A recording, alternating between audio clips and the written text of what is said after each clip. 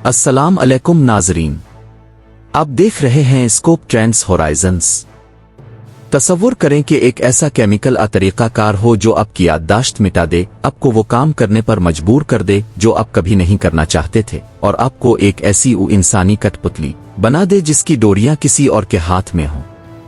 ये कोई Hollywood film की कहानी नहीं, बल्कि अमरीकी इंटेलिजेंस एजेंसी CIA का एक हकीकी और हौलनाक मिशन था जिसे प्रोजेक्ट U का नाम दिया गया। 20 साल तक जारी रहने वाला ये मिशन इंसानी तारीख का वो सियातरीन बाब है जहां साइंस और जुल्म की सरहदें मिल गईं। आज हम उसके पर्दा हक़ाइक़, खुफिया तजर्बात और उसके बेनकाब होने की मुकम्मल कहानी जानेंगे। ये 1950 की दहाई थी। दुनिया 2 हिस्सों में बटी हुई थी और सर्द जंग अपने उरूज पर थी।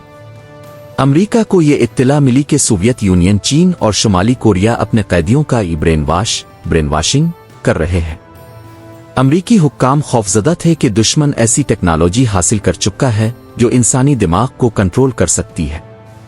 इस खौफ के जवाब में 13 अप्रैल 1953 को CIA के डायरेक्टर एलन डलस ने प्रोजेक्ट की मंजूरी दी। इसका मकसद सिर्फ दिफा नहीं था, बल्कि एक ऐसा सुपर एजेंट बनाना था जिसे पकड़े जाने पर कुछ याद ना रहे, जो किसी भी शख्स को कत्ल करके खुद भूल जाए। इस मिशन का सरबराह एक केमिकल इंजीनियर सिडनी गॉटलीब था, जिसे ब्लैक विज़र्ड कहा जाता था। गॉटलीब का मानना था कि इंसानी दिमाग को एक खाली तख्ती, ब्लैंक स्लेट की तरह साफ किया जा सकता है और फिर इस पर नई हिदायत लिखी जा सकती है। इस मकसद के लिए इसने LSD जैसी ताकतवर मुनशियात, इलेक्ट्रिक शॉक्स, हिप्नाटिज्म और नींद की कमी जैसे वहशियाना तरीके इस्तेमाल किए। ये तजर्बात सिर्फ लेबॉर्ट्री तक महदूद नहीं थे, बल्कि आम शहरियों, फौजियों और यहां तक कि हस्पताल के मरीजों पर उनकी मर्जी के बगैर किए जाने लगे। के तहत 149 ज़ैली प्रोजेक्ट्स चल रहे थे। 80 से ज़ायद अमरीकी और कैनेडियन इदारे बशमूल यूनिवर्सिटियां और हस्पताल इसमें मुलव्वस थे। सबसे मशहूर केस फ्रैंक ओल्सन का है, जो खुद एक फौजी साइंसदान था। गॉटलीब ने एक पार्टी के मिला दी। चंद दिन बाद ओल्सन ने एक होटल की 10वीं मंजिल से कूदकर खुदकुशी कर ली। इसके खानदान को 22 साल बाद पता चला कि वो दरअसल CIA के एक तजर्बे का शिकार हुआ था।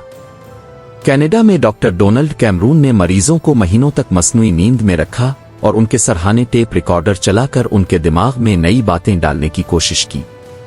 इनमें से अक्सर मरीजों की याददाश्त मुस्तकिल तौर पर खत्म हो गई। 1973 में जब वाटरगेट स्कैंडल के बाद CIA के खिलाफ तहकीकात का खतरा बढ़ा, तो इस वक्त के डायरेक्टर रिचर्ड हिलम्स ने हुक्म दिया कि तमाम फाइलें तबाह कर दी जाएं। लाखों दस्तावेजात जला दी गईं ताकि दुनिया को कभी सच पता ना चल सके।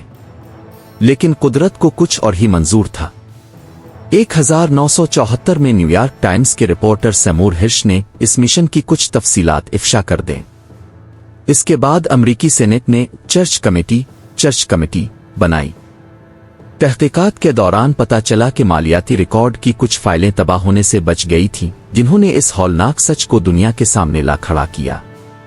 अगरचे CIA का दावा है कि यह मिशन 1973 में खत्म कर दिया गया था, लेकिन कॉन्स्पायरेसी थीवर्स्ट्स और कई माहिरीन का मानना है कि यह खत्म नहीं हुआ बल्कि मजीद एडवांस हो गया है। आज के दौर में माइंड कंट्रोल के लिए मुनशियात की जरूरत नहीं रही। डिजिटल मीडिया, एल्गोरिथम और न्यूरो टेक्नोलॉजी वो काम कर रही है जो गॉटलीब कभी सोच भी नहीं सकता था। क्या हम आज भी किसी गैर मरी प्रोग्रामिंग का शिकार है? क्या हमारी सोचें वाकई हमारी अपनी है? नाजरीन, प्रोजेक्ट हमें सिखाता है कि जब ताकत और साइंस को अखलाकियात से आजाद कर दिया जाए तो इंसान खुद दरिंदा बन जाता है। उन हजारों मुतासरीन को कभी इंसाफ नहीं मिला जिनकी जिंदगियां इस मिशन ने बर्बाद कर दें।